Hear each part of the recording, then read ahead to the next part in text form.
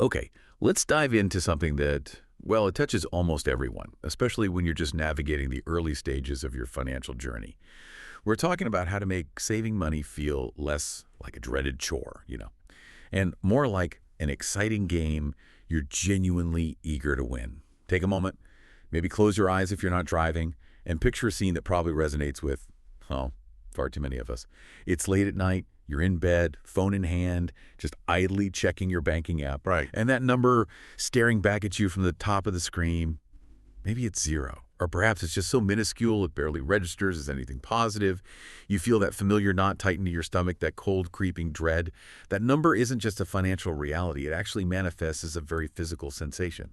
It's the weight of every fleeting momentary pleasure you traded, consciously or unconsciously, for a future that feels perpetually out of reach, blurred and distant. For what felt like an eternity, this was my own reality. I distinctly remember the surge of anxiety that would accompany every transaction alert on my phone. It wasn't really a fear of fraud, but a deep-seated fear of confronting the truth of my balance. I'd become an unwitting expert in what I now call financial denial. I knew intellectually that saving was important, but the very concept felt utterly abstract, like a punishment. It was kind of like attempting to fill a leaky bucket with a tiny, inadequate spoon, watching helplessly as the water drained away faster than I could pour it in.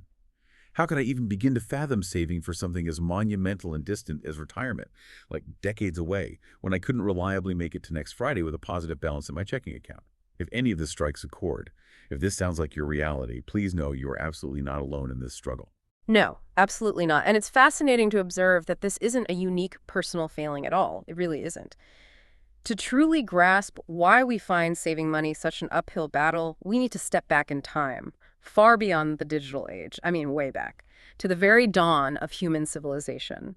For the vast majority of our species' existence, we lived as hunter-gatherers. Our survival instincts were profoundly wired for immediate gratification. It just makes sense, right? If you stumbled upon a berry bush, you ate the berries on the spot. You didn't save them. If you managed to bring down a mammoth, you feasted, because preserving it for an uncertain future was often impractical or, frankly, impossible. The very idea of a 401k or a high-yield savings account simply didn't exist in that context. It couldn't. The future was inherently precarious, and that ancient wisdom of a bird in the hand is worth two in the bush wasn't just a saying, it was a fundamental rule of survival. This deep-seated primal instinct for immediate consumption is still very much hardwired into our modern brains, whether we realize it or not. So that's the root of it, this ancient wiring clashing with today's world. Exactly. So this is the often overlooked origin of our modern financial struggles. We're essentially navigating a hyper-consumer-driven instant gratification world with brains still largely operating on hunter-gatherer logic. The very conveniences designed to simplify our lives, such as readily available credit and, frictionless, contactless payments. Tap and go. Precisely. They inadvertently become the tools that make it incredibly easy to act against our own long-term interests. We find ourselves fighting what often feels like a losing battle of willpower. It's exhausting. This brings us to a crucial question. How exactly do our brains subtly trick us into making financial decisions that aren't always in our best interest? We see two dominant cognitive biases consistently at play here, acting like invisible forces pulling at our purse strings. Okay, I'm ready. What are they? The first is present bias. This is our brain's tendency to place a disproportionately high value on immediate rewards over future ones, even if the future reward is significantly larger. Right, like that coffee example. Exactly. Think about it. That artisanal coffee you want today feels so much more tangible, so much more real than the abstract notion of a slightly stronger retirement fund 40 years from now. That immediate caffeine hit delivers a quick, satisfying burst of dopamine. Our brains love that. This bias is a primary driver for why we procrastinate on saving, constantly putting it off until tomorrow, which, as we all intuitively know, frequently never arrives when it comes to financial commitments. Yeah, I'll start it next month. Always next month. The small, immediate dopamine rush from a new purchase almost always wins out over the distant, intellectual satisfaction of seeing a savings account grow slowly. It's a fundamental conflict between our present self, who wants the treat now, and our future self, who needs the savings later. Okay, present bias. Got it. What's the second one? Then we encounter mental accounting, a fascinating concept first coined by the Nobel Prize-winning economist Richard Thaler. This is our inherent tendency to categorize and treat money differently depending on its perceived source or its intended use. So, like having different mental jars for money. Exactly like that. For instance, you might have a fun money jar, maybe a dedicated bills account, and a vacation fund, even if it's all just in one bank account. This cognitive quirk explains why you might feel perfectly fine spending $50 from a tax refund, found money, on something purely frivolous. Oh, totally. Yet experience immense guilt, even a physical pang of anxiety, if you were to consider taking that exact same $50 out of your carefully designated emergency fund. Guilty is charged. Yeah. Our brains, in their attempt to organize, compartmentalize money in ways that aren't always rational or consistent, often leading to irrational and inconsistent financial behaviors, we've literally created different rules for different pots of money, even if they're all just dollars. That doesn't make logical sense, but it feels right to us. Wow. Okay, so these biases are working against us. Pretty much. And what becomes clear is that knowledge is most valuable when it's not just understood, but actively applied. Traditional financial education, while important for basic literacy, often focuses solely on concepts like compound interest or budgeting. And as a result, it tends to yield only modest incremental results. People know what to do, but they still struggle to do it. Right. Knowing isn't the same as doing. Precisely. What's frequently overlooked is the critical interaction of how our deep-seated psychology interacts with our modern financial environment to make applying that knowledge incredibly difficult. To genuinely change our financial trajectory, we don't just need more information. We need to cultivate robust habits that can consistently overcome these deep-seated psychological roadblocks. And that, in essence, is the powerful terrain we're going to explore today. So what's the big takeaway here then? What if the real solution isn't to simply grit our teeth and, fight harder against these ingrained biases, but to fundamentally change the game itself? Now you're thinking like a behavioral economist. This is precisely where understanding the psychology of money transforms into our greatest superpower. Get ready, because this is where it gets really interesting. Today, we're embarking on a deep dive into how to gamify your savings. 7 psychological tricks to make saving addictive. We're speaking directly to you, the young adult who's navigating your financial journey. Whether you're meticulously prepping for a significant purchase, striving desperately to escape the relentless weight of the zero, or simply just getting started with the complex world of personal finance. Our mission with this deep dive is to offer you a shortcut to being genuinely well-informed, packed with surprising facts, compelling insights, and supremely practical, actionable tips to make saving money feel less like a constant punishment and more like racking up an exhilarating new high score. Let's turn saving into something you actually want to do. Trick, #1. Give your money a mission.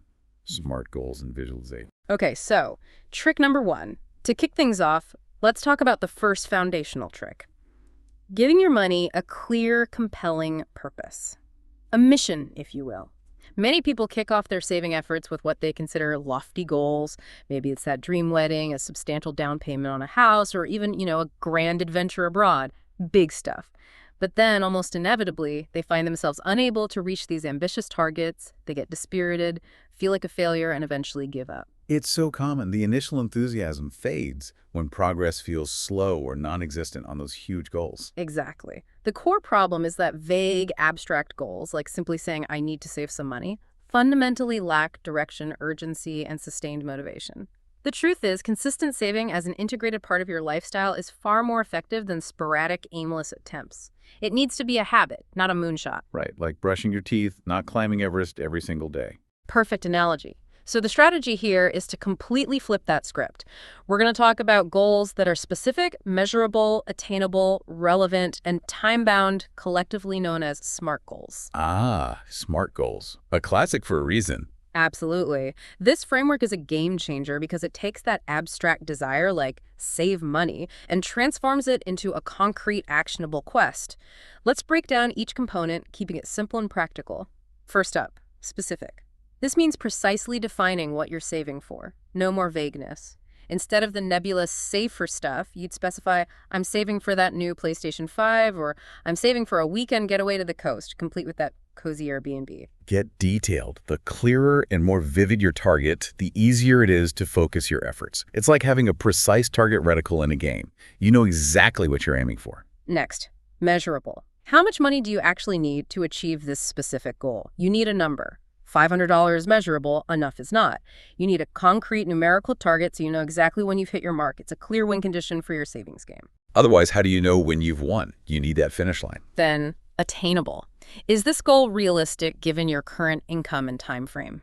Be honest with yourself here. Saving $500 by December might be perfectly attainable if you adjust your spending, but $5,000 by next week, probably not, right? Unless you win the lottery. Setting achievable goals is crucial. It prevents the frustration and burnout that lead to giving up. Think of it as setting your game's difficulty level correctly challenging, but not impossible. Relevant. Why does this goal truly matter to you? This connects directly to your personal desires, values, and deeper motivations. This is the why, the emotional core. Right. Saving for concert tickets isn't just about buying a piece of paper, it's about creating lasting, joyful memories with friends. When you tie your saving to something meaningful, the motivation becomes incredibly powerful. It's your personal quest line. It gives the saving purpose beyond just the number. And finally, time-bound. When exactly do you want to achieve this goal? A deadline injects urgency and helps you plan your steps. By December 1st is far more impactful and actionable than someday. A clear deadline is your countdown timer in the game. It adds that little bit of pressure. It makes it real. Someday is never. Consider it like learning to drive a car. The specific, measurable goal of passing your driving test on a certain date is what drives all the learning behavior, all the practice hours. You instinctively break that daunting big goal into smaller, more manageable benchmarks. Mastering parallel parking, becoming comfortable merging on the highway, understanding traffic signs. Each small achievement builds your confidence and reinforces that you're progressing towards the ultimate prize, getting your license. It's a classic example of gamification in real life without even realizing it sometimes, breaking it down into levels. Exactly. And that's where the visual component really supercharges this process. It's truly fascinating how strongly our brains respond to visual cues.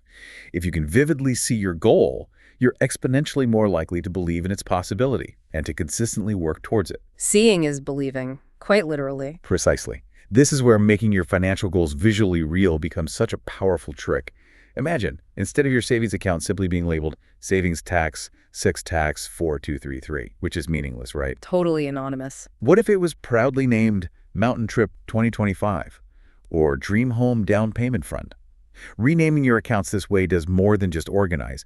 It psychologically transforms an abstract number into a tangible reality. Every time you log in, you see that name. It keeps that end game vividly in mind, constantly fueling your motivation. This trick even works for less fun goals, like naming an account annual insurance premiums or emergency buffer. Yeah, seeing emergency buffer is way more motivating than savings 4233. Seeing that name pop up every time you check your balance is a persistent, tangible reminder of why you're making those saving choices. It's like having your quest objective displayed prominently on your screen. Okay, I love that. Naming the accounts. What else on the visual front? Beyond just naming, the act of visual tracking is incredibly potent.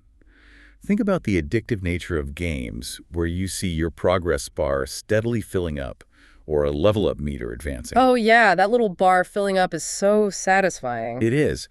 Many modern financial institutions and personal finance apps are brilliantly leveraging this gamified approach. They offer intuitive visual charts, dashboards, or goal thermometers that graphically track your progress toward your specific financial objectives.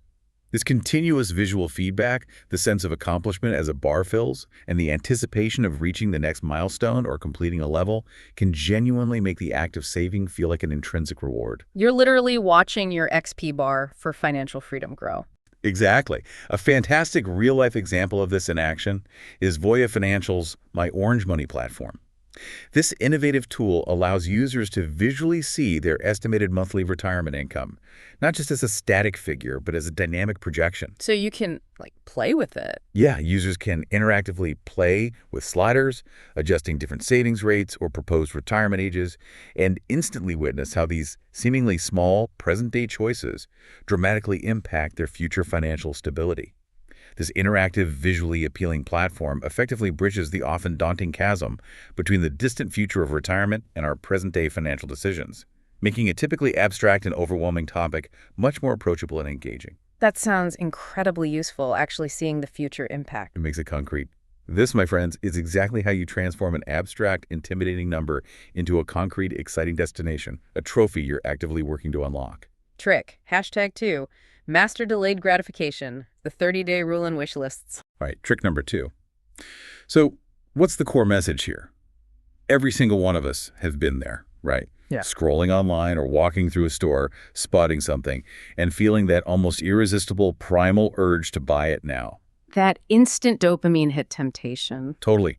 That immediate, intense pull to acquire, to possess. The profound psychological challenge we face is our capacity for delayed gratification, which is, the ability to consciously resist the allure of quick, immediate gains or pleasures in favor of significantly larger, more advantageous long-term rewards. It's a tough skill, especially today. It is remarkably difficult to cultivate in our instant everything world, yet it is absolutely foundational, a true superpower for successful saving. It directly combats that powerful present bias we explored earlier, where our brain prioritizes today's small treat over tomorrow's big win. I can tell you, back when I was really grappling with impulse buys and struggling to save, I developed this simple, almost sneaky trick for myself. When I saw something I desperately wanted, I'd tell myself, you know what? I'll come back for it tomorrow, or maybe next week, just put it off slightly. Give yourself some breathing room. Exactly. And what I discovered was astounding. 9 out of 10 times, I never did go back. That immediate, intense urge would pass. The item would lose its magnetic pull. And I'd often realize I didn't truly need or even deeply want the item in the first place. The urgency evaporates. It really does. It was such a basic trick, but it worked like magic. It gave me that crucial moment of pause, that space between impulse and action, where my rational future self could weigh in against my impulsive present self. That's a great personal hack. Building on that point, if we zoom out to the bigger picture, one of the most practical and effective ways to truly build this muscle of delayed gratification, to train that future self, is through implementing simple yet incredibly actionable rules and systems. Like setting up guardrails. Precisely. It's like setting up guardrails on your financial path to keep you from veering off course. A phenomenal starting strategy is to cultivate a wish list. And I don't mean just a fleeting thought in your head. I'm talking about a tangible, physical notebook, or maybe a dedicated digital list where you meticulously jot down all those non-essential items you suddenly feel an urge to purchase. So you acknowledge the want, but don't act on it immediately. Exactly. This serves as a powerful acknowledgement of the desire, a mental parking spot for that want, without immediately giving in to the spending impulse. It's like adding an item to your inventory in a game, but it's not actually in your possession yet. You're just noting it. Okay, I like the parking spot idea. What next? Then you layer on something truly transformative like the 30-day savings rule, or maybe it's a 7-day rule or a 48-hour rule depending on the item. The key is the deliberate delay. So pick a time frame.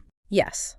For any non-essential purchase that makes it onto your wish list, you commit with unwavering discipline to waiting that predetermined amount of time.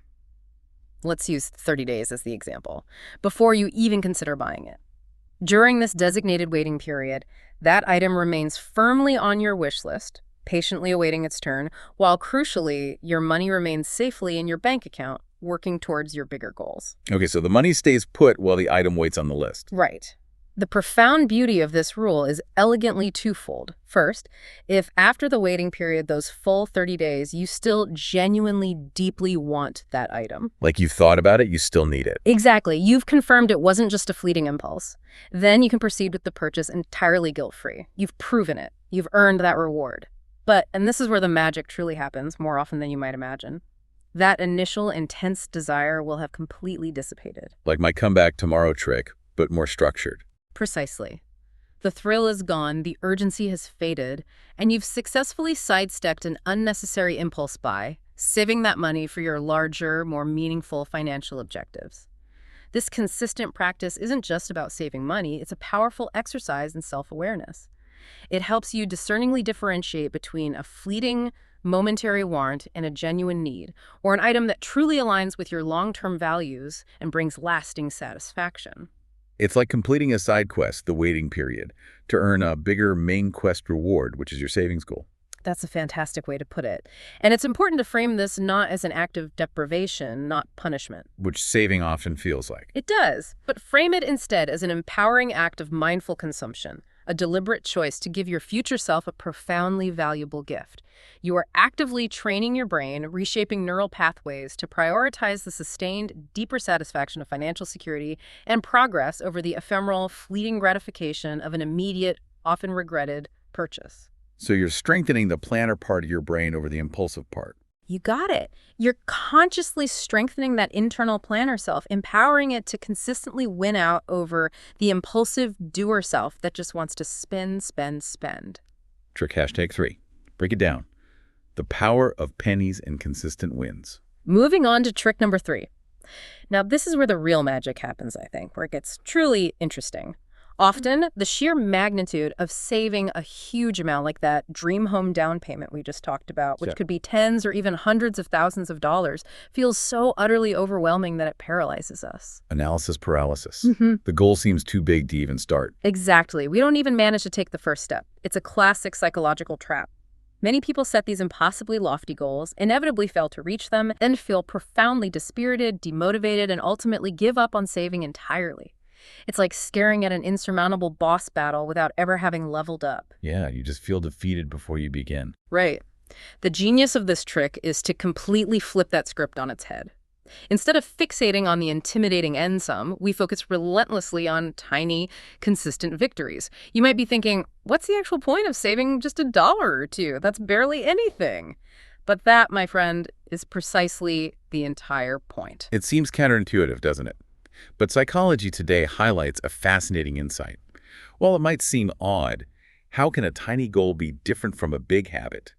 In reality, forming and achieving specific, even minuscule goals is a profoundly crucial early step in the complex process of habit formation. So the small wins build the habit muscle. Exactly. People effectively form new habits by consistently adopting particular behavior patterns, and those behaviors are powerfully driven by an underlying sense of motivation and accomplishment. Each small save is a successful micro-quest. It builds momentum. Okay, that makes sense. It's about the consistency, not just the amount. So here's an incredibly practical and deceptively powerful tip. Make a commitment to save something, anything, every single day, even if it truly is just $1 or $2, or maybe every week, whatever cadence works. Those small, consistent actions aren't just about the money itself. They are monumental in creating positive momentum, in building confidence, and in fundamentally transforming the concept of saving from an intimidating Everest-sized mountain into a series of small, perfectly conquerable hills. You're building a daily streak, a chain of wins that becomes psychologically harder to break the longer it goes. Like those fitness app streaks. Exactly the same principle. That's spot on. What's truly fascinating here is how consistent small actions, particularly when they are automated, become incredibly powerful, precisely because they build robust habits without demanding constant, exhausting willpower. Automation is key then. It really helps bypass the need for constant decision-making.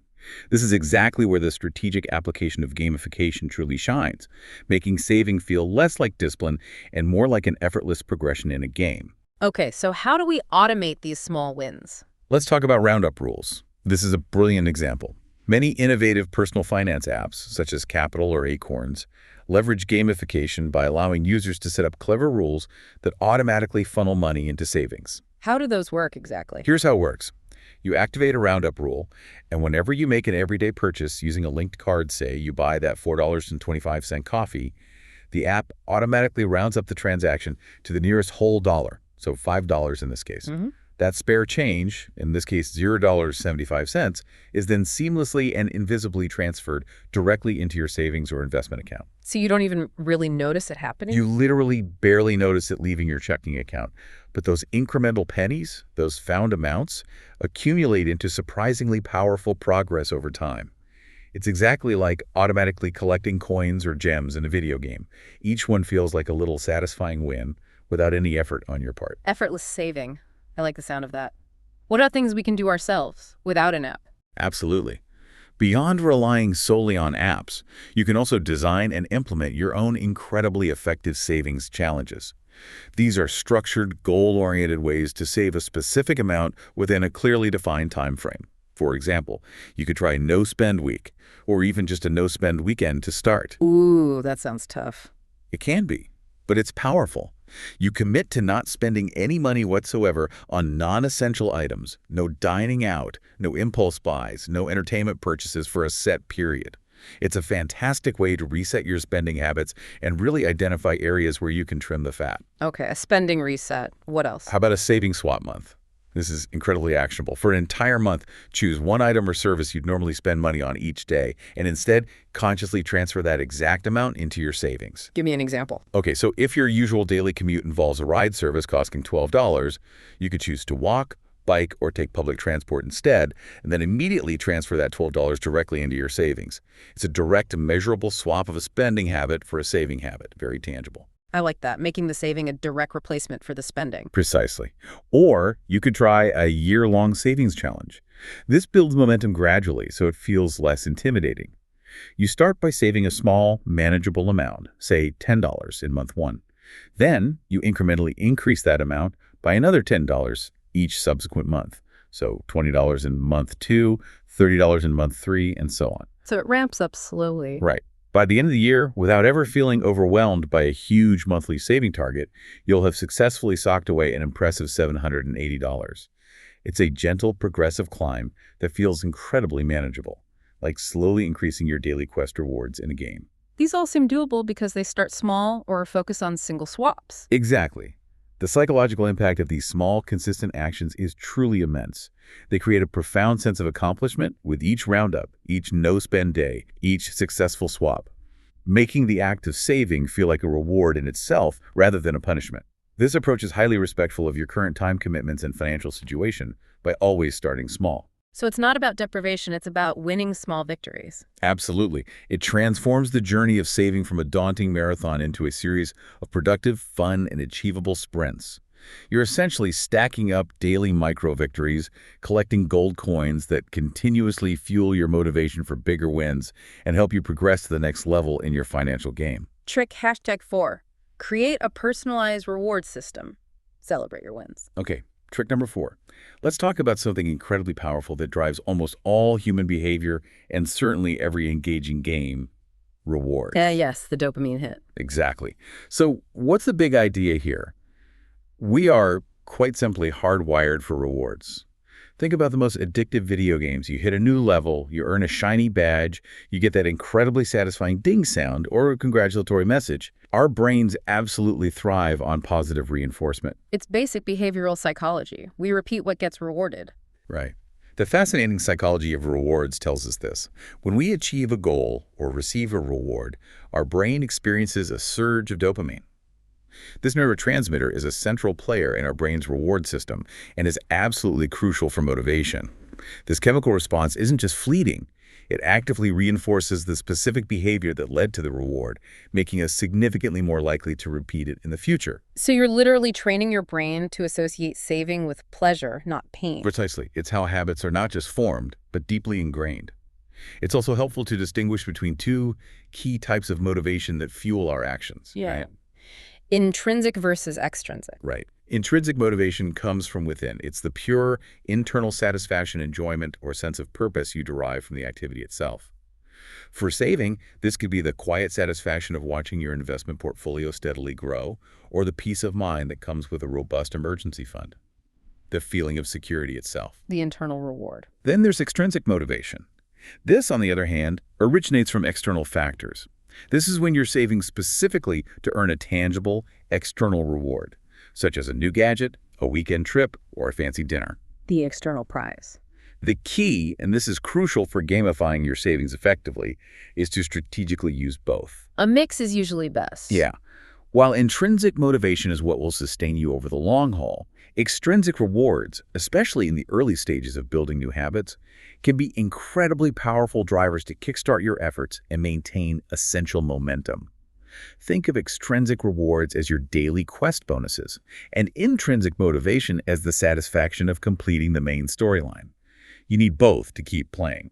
That's a brilliant distinction. If we connect this to the broader picture of financial success, a well-designed, personalized reward system is a delicate balancing act. It must effectively boost your motivation without inadvertently undermining your overarching financial progress. Right. The reward shouldn't cost more than the savings milestone. Exactly. It's about being incredibly smart and strategic with your celebrations, ensuring they serve your goals, not derail them. So how do we build this system? Okay, here's a structured way to design your winning system. First, you absolutely must start by defining your SMART financial goals, just like we discussed in trick #1. What exactly are you trying to achieve? Be specific. Second, break those larger, more intimidating goals down into smaller, more manageable, and clearly measurable steps or milestones. This is vital Why is breaking it down so important here? because it gives you more frequent opportunities to celebrate and receive those much-needed dopamine hits, maintaining your enthusiasm throughout the journey. Think of them as mini achievements or checkpoints on your progress bar, more chances to win. Okay, set SMART goals, break them down. Then pick rewards. Yes. Next, and this is where the personalization comes in, carefully choose appropriate rewards. These rewards should be genuinely meaningful and desirable to you, but critically, they must not sabotage your financial progress. Consider a range of options. Non-monetary rewards. These are often the most budget-friendly and effective. This could be dedicating extra leisure time, a guilt-free afternoon spent indulging in a favorite hobby, finally reading that book, maybe spending uninterrupted time enjoying nature, things that don't cost money but feel like a treat. Like rewarding saving money by not spending money. I like it. Exactly. Or maybe small, affordable indulgences. Think of a favorite artisanal coffee, a relaxed movie night with friends, maybe at home to save more, or even investing in a new budgeting app or financial planner that makes your journey easier and more enjoyable. Small treats. Sometimes progress tracking tools can be the reward, a new gadget or app that helps you visualize your progress even more effectively, making the game more engaging. And don't underestimate social recognition. Sometimes just sharing your achievements, large or small, with supportive friends or family can provide an immense boost to your motivation. A virtual high five can go a long way. Can you give a concrete example? Sure. Let's consider a hypothetical case study, perhaps inspired by examples like those M1 Finance might share. Imagine a young marketing professional meticulously saving for a house down payment over 2 years. Big goal. They set up an investment account with automatic weekly deposits, consistent, small action, automated. To keep motivated, they built in a reward system. For every significant savings milestone they hit, say every $5,000 saved, their reward was a nice, pre-budgeted dinner out at a favorite restaurant. Pre-budgeted is key there. Absolutely. At the halfway point, maybe they treated themselves to a planned weekend getaway again, budgeted for, and upon finally reaching their ultimate house down payment goal, they celebrated by purchasing that new, top-of-the-line smartphone they had been eyeing for months. These rewards were meticulously chosen to be both motivating and entirely within their pre-planned reward budget, ensuring they didn't derail the primary goal. Okay, but what are the traps? What should people avoid? Great question. It's crucial to be aware of potential pitfalls when designing your reward system. First, overspending on rewards. This is the most common trap. Always, always set a clear, realistic budget for your rewards as an integral part of your overall financial plan. The celebration should never cost more than the savings milestone achievement warrants. Rule number 1. Rule number 1. Second, misaligned rewards. This is another major pitfall. Do not inadvertently sabotage your saving efforts. If your goal is to reduce debt, celebrating a milestone by taking on more debt for a lavish trip is completely counterproductive. Right, like rewarding weight loss with a giant cake. Exactly. If you're cutting down on spending on clothes, don't reward yourself with a shopping spree. The reward should align with, or at least not contradict, your financial goal. Also, avoid over-reliance on external motivation. While extrinsic rewards are fantastic for getting started, gradually strive to cultivate and lean into intrinsic rewards, that deep personal satisfaction, the peace of mind. You want the habit to stick even without the treats. Watch out for losing motivation. Regularly review and, if necessary, update your rewards to keep them fresh, exciting, and genuinely motivating. What thrilled you 6 months ago might not have the same pull today. Keep the game interesting. And related to that, avoid setting unrealistic goals rewards. Ensure your milestones are smart and your rewards are genuinely attainable and justifiable within your budget. A reward should feel like a cherry on top, not a financial burden itself. Finally, don't neglect long-term goals. Your reward system should thoughtfully balance short-term incentives for hitting milestones with perhaps grander, more meaningful celebrations for achieving those crucial, life-changing long-term objectives. So it's about finding that sweet spot. It really is. Ultimately, this personalized reward system is about giving yourself explicit permission to celebrate your progress, powerfully reinforcing positive financial behaviors, and building an unshakable sense of competence and confidence in your own financial abilities. You're not just saving, you're becoming a financial master, one rewarded milestone at a time. Trick #5. Leverage social motivation. Buddy up your books and friendly rivalry. All right, trick number 5. Let's unpack a truly fundamental aspect of human nature that we can harness for our financial benefit. Well, We are, at our core, deeply social creatures. we really are. We don't exist in a vacuum. No, we are often exponentially more motivated, more committed, and more successful when we're pursuing goals with others, or even engaging in a bit of healthy competition. This principle, our inherent social drive, is incredibly powerful when applied to something as traditionally solitary as managing money. Which often feels very isolating, right? Like it's just you against your bank account. Exactly. The core idea here is simple yet profound. Both competition and community are incredibly potent motivators for saving. Think about it. You've almost certainly engaged in this kind of social motivation before, perhaps without even realizing it. Consider workout buddies. Oh, yeah. Having someone waiting for you at the gym makes a huge difference. Totally. Or diet partners, or study groups. Knowing that someone else is relying on you, that you're part of a team, or that you're engaged in a friendly, low-stakes race can provide that crucial extra push. That additional layer of accountability you need when your personal willpower might be flagging. It brilliantly leverages the power of accountability and our natural, innate desire to succeed, or, at the very least, not to fall behind our peers. It's like having a co-op partner or a friendly rival in your financial game. And this isn't just anecdotal. What's truly fascinating here is how real-world data consistently demonstrates that peer effects exert an incredibly strong influence on our financial decisions. So there's actual research backing this up. Oh, absolutely. For instance, a compelling study from a fintech company in Sweden uncovered that individuals are not only more likely to initiate saving, but also tend to save a greater amount when their friends are actively saving for the very same goal. Furthermore, the research indicated that saving in groups where goals are publicly declared and progress is visibly monitored, even when the rewards are non-financial, like just bragging rights or social recognition, leads to significantly higher savings rates compared to individuals saving in isolation. Wow. So just knowing your friends are doing it makes you save more. It seems so. This isn't merely theory, it's robust, empirically proven human behavior. We're influenced by our social circles, for better or worse. Okay, so how do we actually use this? How do we apply this social dynamic to saving? Great question. Here are some highly effective strategies. First, saving circles. You can actively create or join a saving circle, sometimes called RSKAs, rotating savings and credit associations in some cultures, and invite your friends, family members, or even colleagues to embark on a collective saving journey. Platforms like Cowrywise are specifically designed to facilitate this, allowing groups to collectively work towards shared financial milestones or individual goals within a supportive community framework. It's like forming a guild for financial quests. A saving guild. I like that. What's simpler? Accountability buddies. This is a remarkably effective and straightforward approach. Find a trusted friend who shares a similar desire to save more money, someone you can be open with. Begin by openly discussing and jointly mapping out your respective monthly budgets and outlining your specific savings goals together. Then, crucially, hold each other accountable. How often should you check in? Decide on a regular cadence that works for both of you, perhaps a weekly chat, quick text, or a monthly coffee meeting to discuss your progress, celebrate small wins, and offer support through challenges. This shared journey makes the process feel far less lonely and infinitely more supportive.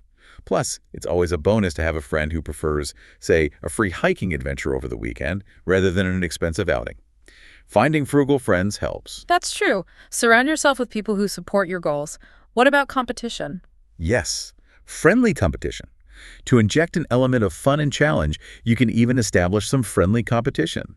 Set up clear milestones and agree on playful, non-financial rewards for whoever reaches them first. As the renowned financial expert Rick Edelman wisely points out, the funny thing is, it's impossible to lose that bet. Even if your friend ends up saving more than you have still saved, and that's the goal. Huh, that's brilliant. It's a win-win race. Exactly. It's a win-win scenario where both players walk away wealthier, regardless of who won the specific challenge. We can also observe this powerful concept in action with platforms like eToro's social trading.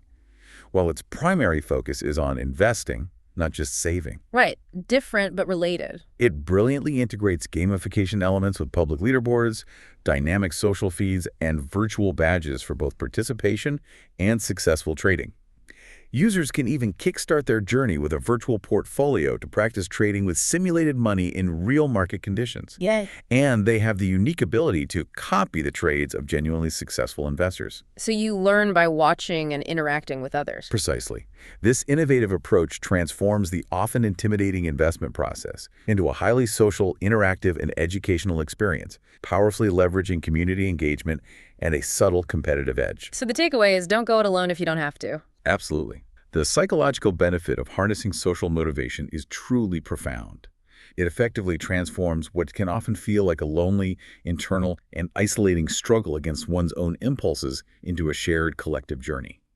It skillfully taps into powerful human drivers such as social pressure, the positive kind, the desire to be seen as responsible, the inherent desire to win, and the sheer joy and camaraderie of working towards something meaningful with others. These are incredibly potent forces for building and sustaining consistent, positive saving habits. Trick #6. Smart budgeting with mental accounts. Compartmentalize for clarity. Okay, moving on to trick number 6. Now, this is where it gets incredibly insightful and perhaps a bit counterintuitive, as you mentioned earlier. Our brains possess a natural, almost irresistible drive to organize and categorize everything, and that includes our money. But sometimes these very mental categories we create can inadvertently work against our financial best interests. Right, our attempt to control can sometimes backfire. Exactly. This brings us back to something we touched upon in the intro. Mental accounting, that brilliant concept from Richard Thaler. We tend to instinctively separate and categorize both our spending and our earnings under various mental accounts in our minds, like the jars example. The fun money versus the rent money. Right. The significant problem, however, arises when we create too many narrow or overly rigid mental accounts. Imagine a family, for instance, that meticulously allocates exactly $600 for groceries, $100 for dining out, precisely $80 for gas, down to the last penny. Super detailed. Which sounds responsible on the surface. It does. But while budgeting itself is, of course, a fundamentally good and necessary practice, this hyper-specific, inflexible approach can inadvertently lead to what Thaler refers to as self-control strategies that are too strong. Too much control becomes counterproductive. Yes. This rigidity often results in underconsumption in one perfectly legitimate area, say not going out with friends even though they technically had funds, just not in the right bucket, preventing crucial financial flexibility. Or, even worse, causing people to become so frustrated by the complexity and restrictiveness that they abandon budgeting entirely. They just throw their hands up. It's like trying to play a fun, open-world game, but with an overwhelming, constantly changing rulebook that just stifles any enjoyment. It becomes a chore. That's a critical observation. This raises an important question. How can we deftly leverage our brain's natural tendency for mental accounting to our profound advantage, rather than allowing it to trip us up or lead to frustration? Okay, how do we use mental accounting smartly? The elegant solution, quite simply, lies in embracing a strategic simplification. Less is more, in this case. Simplify the categories. Precisely. Instead of fragmenting your finances into a dozen overly specific, rigid categories, adopt a much more streamlined approach with 3 broad mental accounts for your post-tax income. This framework provides clarity without unnecessary constraint. Here are the 3 broad buckets. 1, essential expenses. These are your absolute non-negotiable needs, your rent or mortgage, utilities, electricity, water, internet, basic groceries, essential transportation costs, and any necessary insurance premiums, the must-haves. Your survival costs, basically. Pretty much. These are your non-negotiable in-game costs, like maintaining your base or your character's health. 2, non-essential expenses. These are your wants, discretionary spending on entertainment, dining out, hobbies, clothing, beyond essentials, subscriptions, travel, etc. The fun stuff, the lifestyle stuff. Right. This is your flexible, fun category where you can allocate resources for enjoyment after your essentials are covered. 3, savings. This is the money you consciously and diligently set aside for all your future financial goals, whether it's your emergency fund, a down payment, retirement, or that dream vacation. This is your investment for future levels or power-ups. Essentials, wants, savings. That does sound simpler. Is there a rule of thumb for percentages? There is. A widely popular and remarkably effective budgeting rule, specifically designed around these 3 broad categories, is the 50-30-20 rule. Allocate 50% of your post-tax income to your essential expenses. Allocate 30% to your non-essential expenses, your wants. And allocate 20% to your dedicated savings. 50-30-20. Easy to remember. Very. And it creates clear, easy to understand boundaries without being overly restrictive. If you find you have extra money left in your non-essential category at the end of the month, Which is nice. it is. You have the empowering flexibility to decide how to use it. Perhaps a spontaneous outing, a small treat, or even transferring it to savings for an extra boost. You're not boxed in by a hyper-specific outings budget that you might have underspent on. You have autonomy within your wants bucket. More freedom within the structure. Exactly. We see this principle brilliantly gamified in action with programs like Novi Financial Lab's Budget Buster minigame. In this engaging game, players are tasked with managing their virtual pet's monthly expenses. They learn in a hands-on and intuitive way to distinguish between essential and non-essential goods and services. Learning by doing with a virtual pet. Yeah. All of their financial decisions are framed by these three distinct accounts: essential, non-essential, and savings. And players are scored on their ability to correctly assign expenses and manage their budget effectively. They gain practical experience in managing a budget, building credit, and even handling unexpected emergencies, like a virtual vet bill, all while striving to keep their virtual pet happy and thriving. That sounds like a fun way to learn budgeting. It helps players break free from the limiting habits of either budgeting with overly narrow, frustrating mental accounts, or, conversely, failing to budget at all. The psychological benefit here is truly immense.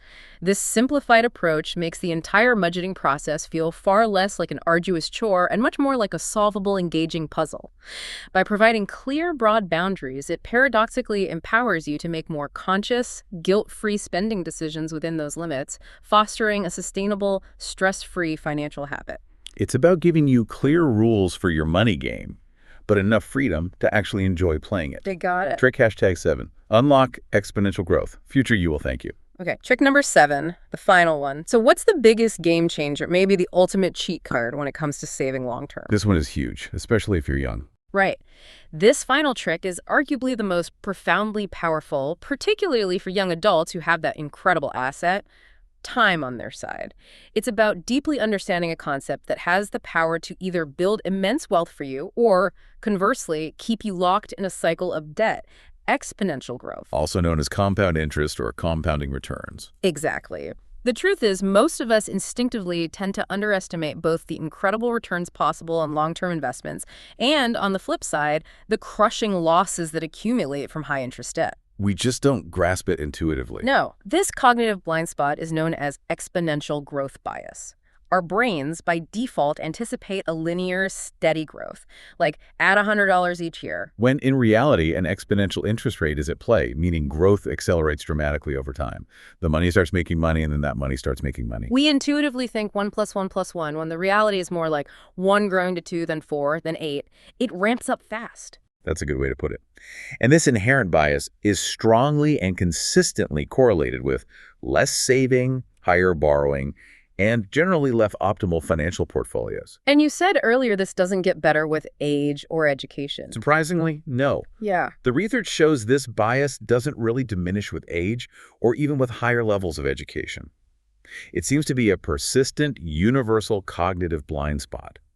It can subtly yet powerfully hold us back from achieving our financial potential. If you don't truly grasp the monumental power of compounding. You might put off starting. Exactly. You might mistakenly believe that waiting just a few extra years to start saving won't make a huge difference, when in fact the impact can be absolutely monumental, easily amounting to tens or even hundreds of thousands of dollars over a lifetime. It's the difference between starting your game early and getting those easy early experience points that multiply versus trying to catch up later when the levels require far more effort and resources. A perfect analogy. Absolutely. If we connect this to the bigger picture, the absolute key here is to take this abstract, often misunderstood concept of exponential growth and make it feel profoundly real and immediate to your present self. How do we do that? It feels so distant. This is precisely where cutting-edge gamified learning tools can truly bridge that crucial gap between intellectual understanding and practical application, transforming a complex idea into an intuitive truth. Like that other game you mentioned. Yes. Let's look at another fantastic example from Nova Financial Lab, their exponential potential minigame. This ingenious game challenges players to strategically devise the most effective ways to pay off long-term debts, like student loans or mortgages, and simultaneously optimize their retirement savings. What makes it so powerful is that it dynamically simulates short, medium, and long-term financial outcomes based on the player's choices.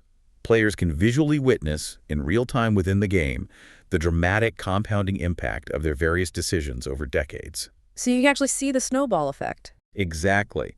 The game's primary goal isn't just to teach you a dry definition of compound interest from a textbook. Forget that. Instead, it aims to instill a genuine gut-level intuition about the powerful, non-linear, and accelerating effect of interest rates and extended time horizons. Players are scored on the effectiveness of their strategies, those that lead to the highest net worth, and they receive immediate tangible feedback on precisely how their choices play out financially over simulated years or decades. It's like a financial flight simulator. That's a great way to think about it. This hands-on experiential learning allows them to test different financial theories, like, should I prioritize payments on high-interest debt first or maximize my early retirement contributions? They can discover optimal payment and investment strategies through iterative practice, all without any real-world financial consequences. It's a safe sandbox to master the rules of exponential growth. That sounds incredibly valuable for building intuition. It is. The profound psychological benefit of this kind of interactive learning is that it significantly increases what psychologists call present-future continuity. It helps players genuinely realize that they are making decisions and acting on behalf of their future self, not some distant, disconnected stranger they don't care about. Making that future self feel more real. Yes. And when you can literally see your savings account growing by $50, $100, or even more each month, purely from the magic of interest compounding, that becomes an incredibly motivating, almost addictive visual reward. It transforms an abstract financial principle into a tangible, accelerating prize that feels real now. Okay, so practical advice based on this. A crucial practical tip you can implement today. Actively seek out savings accounts that offer genuinely decent interest rates. Don't just settle for the default bank account. Well, many traditional brick-and-mortar banks might offer paltry returns, frankly. Like 0.01%. Exactly, basically nothing. A multitude of online savings accounts now provide competitive annual percentage rates, APRs, often ranging from 3.5% to 4.5%, sometimes even higher depending on the market. For an even greater boost, especially if you won't need the money for a set period, consider certificates of deposit, CDs, which can offer 5% APR or more for specific fixed terms. Do your research. So make your money work for you, even in savings. Absolutely. The magic of compound interest is absolutely real, and the undeniable truth is this. The earlier you start, even with small amounts, the more dramatically and profoundly it works in your favor, turning your initial savings into a snowballing fortune over time. It is, without exaggeration, the ultimate financial cheat code for building lasting wealth. Ugh. Don't ignore it. Please don't ignore it. Beyond the tricks, building a lifestyle of saving. Okay, let's unpack something really important here as we start to wrap up. These 7 tricks we've explored are fantastic tools, right? Incredibly powerful strategies designed to gamify your saving and help you overcome those ingrained psychological hurdles we all face. They give you practical ways to fight those biases. Exactly. But saving isn't just about meticulously managing numbers or, constantly denying yourself things. It's profoundly about enriching your life in often unexpected and deeply satisfying ways. It's about optimizing your entire game of life, not just the financial score column. It's a mindset shift, really. It is. Yeah. One remarkably powerful aspect of consciously embracing a saving mindset is that it naturally encourages you to discover new hobbies and cultivate simple pleasures that don't constantly drain your wallet.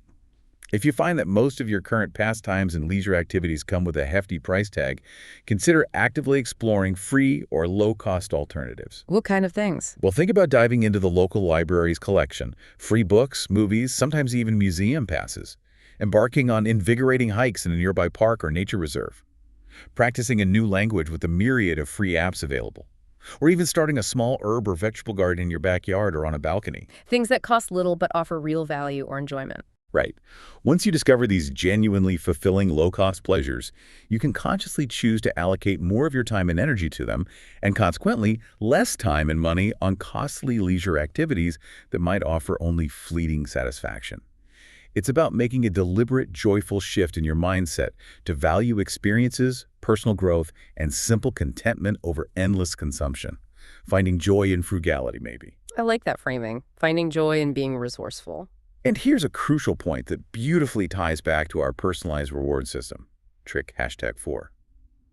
You must deliberately budget for fun. Don't forget the fun. Never forget the fun. Allocate a clearly defined, guilt-free portion of your budget specifically for enjoyment, for a treat, a beloved hobby, or an activity that genuinely brings you joy.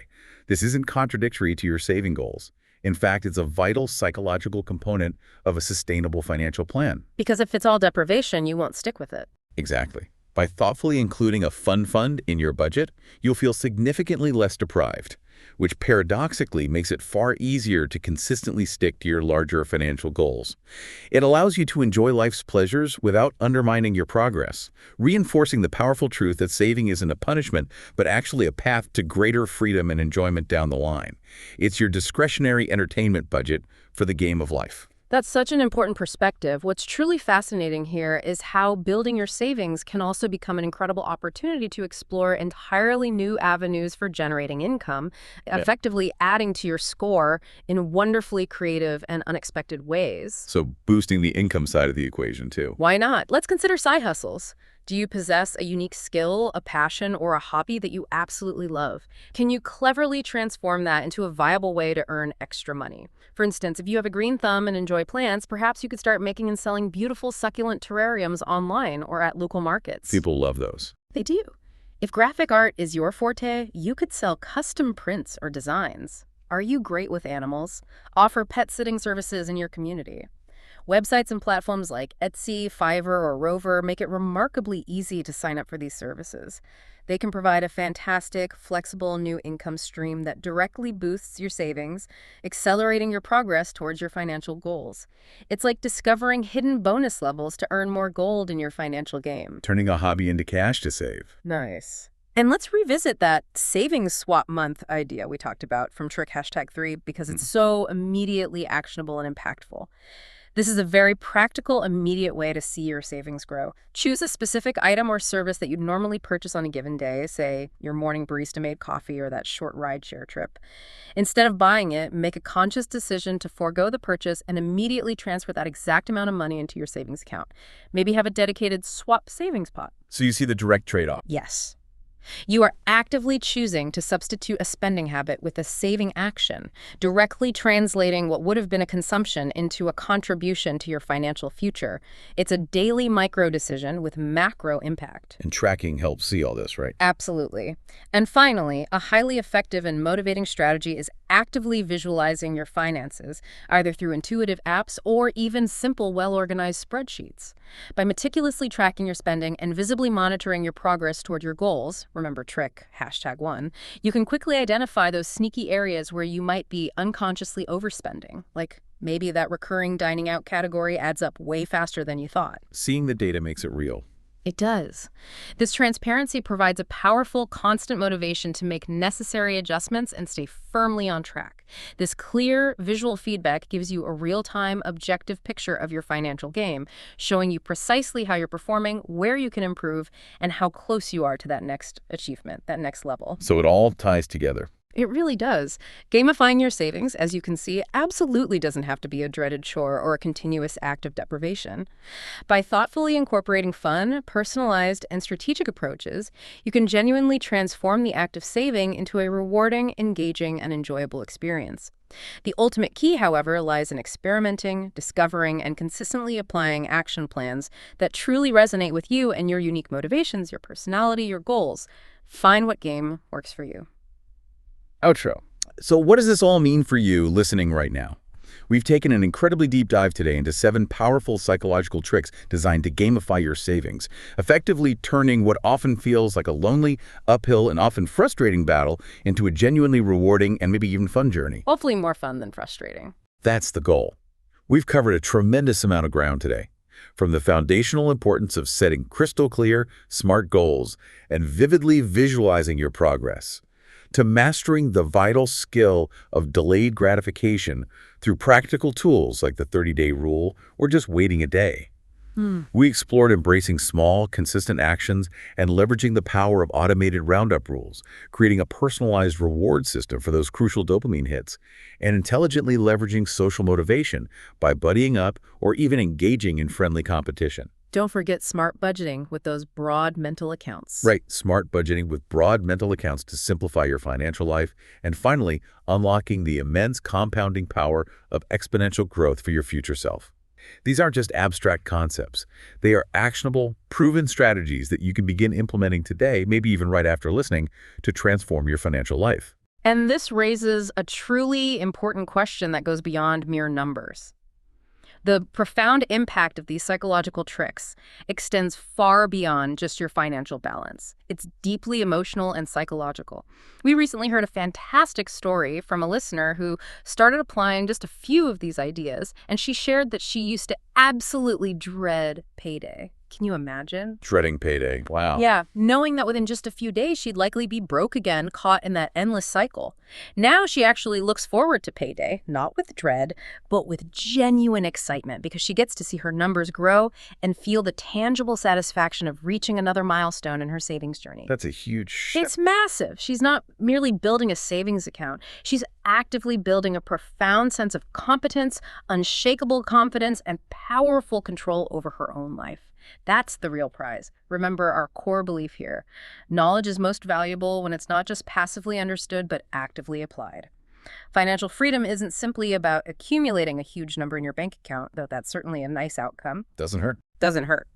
But it's fundamentally about the deep emotional freedom that stems from knowing you have a robust safety net, from having a genuine sense of control over your destiny, and from feeling empowered and proactive instead of defeated and reactive. It's about being the hero, the main character of your own financial story. Wonderfully put. We've equipped you with a comprehensive map and some incredible tools today. But the real adventure, as always, is uniquely yours to embark upon. We've shared 7 powerful tricks and countless insights. The real question for you, our listener, is this. What small, tangible gain will you commit to starting with your money this very week? What will you do to begin transforming the weight of the zero into the exhilarating, triumphant feeling of achieving a new high score? What's the one strategy, the one insight that resonated most deeply with you and stands out as your starting point? Just pick one to begin. Don't try to do everything at once. Just start somewhere. Exactly. We are genuinely eager to hear from you. Share your own gamified saving successes, your ingenious tricks, or even your current challenges in the comments wherever you're listening. Or find us online to join our rapidly growing community of financial adventurers. Let's learn from each other. Together, let's make saving not just a necessity, but maybe, just maybe, a true joy, a game we all love to play and win. Until next time, keep digging for those priceless nuggets of knowledge right here on The Deep Dive.